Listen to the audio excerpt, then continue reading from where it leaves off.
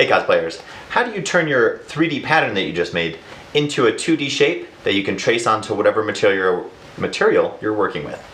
I'll show you in today's video. Make sure to subscribe. If you haven't, hit that bell notification so you get notified of all of these quick tip clips as they come out every weekday so you can stay on top of your game and cosplay like a boss. Alright, with that, let's jump in and I'll show you how you can turn this into a 2D object so that you can trace it onto your foam or your Worbla or whatever it might be. And the answer to this is by adding darts. And I'm sure many of you have probably had the problem where you tried to add darts and you're not sure where to add them, or where or how many to do, how many is the right number of darts. So I'm going to answer those questions here today. So the answer to how many darts should I do is as few as you can and still make the shape work, right? So one of the big problems with Pepakura patterns, while it's very handy to be able to convert it, to trace it onto foam and different things, there's way more darts and way more cuts and seams that you have to deal with than you would normally if you were to simplify those darts, because it's made for paper and you can get away with more with foam or Worbla.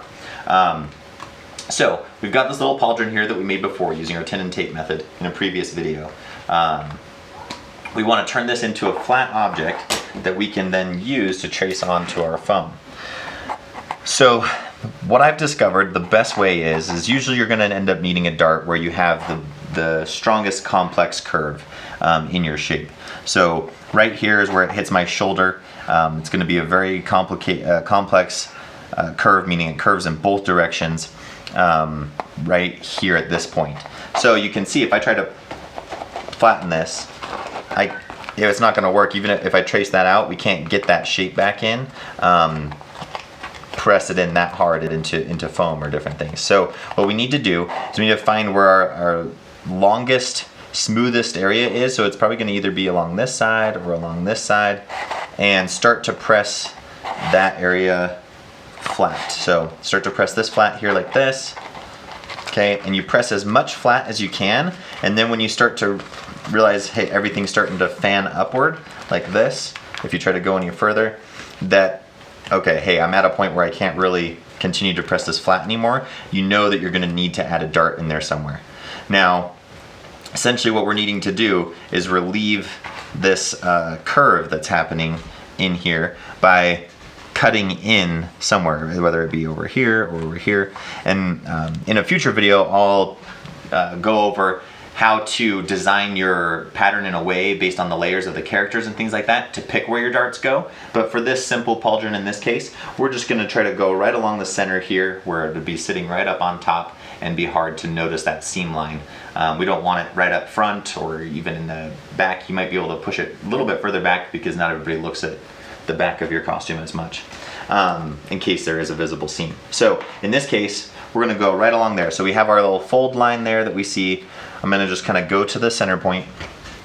Now you want to mark where you plan to cut, because it will help you in being able to then reconnect your foam in the right way in the future. So trying to do as straight of line as possible there. If you want to, you can get a ruler and do that. Just get yourself a nice, clean, easy line to follow. And you're going to want to do this. This is the most important part. Marking registration marks. I did them pretty close right here, but about every inch or so have those registration marks. Now, this is where the magic happens, right? We're going to cut along this line.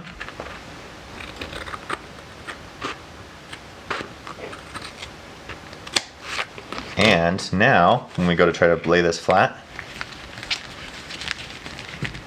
boom.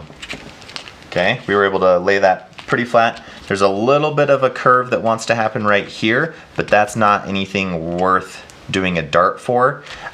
With things like Worbla and foam, it has the ability to be able to press in a curve to it, and that little of a curve we can just add in with heat and pressing that in. We don't need to do a dart for that. So we can get away with this pauldron only having this one dart.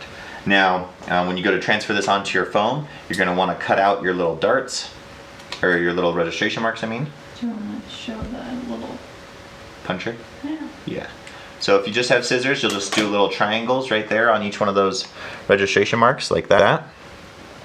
But if you want to get one of these, it's a actual actually meant for punching your registration marks. I'll put a link in the description for that. Makes it super easy where you can just create all your little registration marks just like that. Boom.